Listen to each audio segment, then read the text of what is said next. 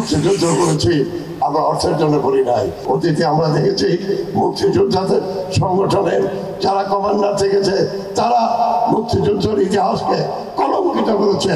24শে স্বাধীনতা নয়, 24শে হলো স্বৈরাচারের পতন, স্বৈরাচার উৎখাত করা হয়েছে। বাংলাদেশ থেকে স্বৈরাচারের বিদায় হয়েছে।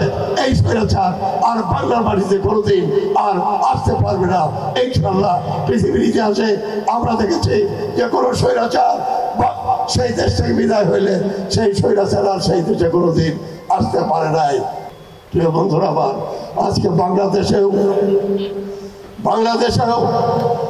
স্বৈরাচার ভারতে বসে আবার ষড়যন্ত্র করতেছে, চক্রান্ত করতেছে, আবার বাংলাদেশের স্বাধীনতা সার্বভৌমত্বকে বুলন্দিত করার জন্য বাংলাদেশের মানুষকে আবার কিভাবে ওই স্বৈরাচারের জগদল পাথরের নিচে চাপা দেওয়া যায় তার ষড়যন্ত্র করতেছে।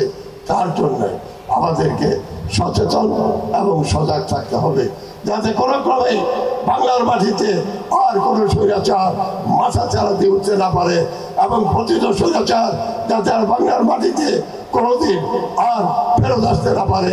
তার জন্যে আজকে আমাদেরকে সকলকে ঐক্যবদ্ধ হতে হবে, ঐক্যবদ্ধভাবে আমাদের এই ষড়যন্ত্র এবং চক্রান্তকে মোকাবেলা করতে হবে। মুক্তিযুদ্ধ করেছি, আমরা অর্থের জন্য করি নাই। বসুন্ধরা টিস্যু, অশুদ্ধতার বিরুদ্ধে এক বিন্দুও ছাড় নয়। মুক্তিযুদ্ধ করেছি বাধার জন্য করি নাই, চাকরির জন্য করি নাই। মুক্তিযুদ্ধ করেছি দেশটাকে স্বাধীন করার জন্য, দেশের মানুষের মুখে হাসি ফোটানোর জন্য, দেশের মানুষের গণতান্ত্রিক স্বাধীনতা এবং সার্বভৌমত্বকে এবং গণতন্ত্রকে বজায় রাখার জন্য।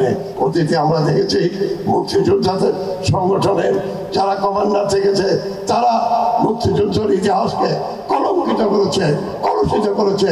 তারাও মুক্তিযোদ্ধাদেরকে টাকা নিয়ে মুক্তিযোদ্ধা বানিয়েছে। মুক্তিযোদ্ধাদের নামে যে বাড়ি বরাদ্দ, সে বাড়ি বরাদ্দ দেখা গেছে রাজাকারকেও বাড়ি পর্যন্ত বরাদ্দ দিয়েছে 2 লাখ 3 লাখ টাকা নিয়ে। কাজেই সেই অবস্থা থেকে আমরা এই মুক্তিযোদ্ধার সংসদকে আমরা উদ্ধার করতে চাই।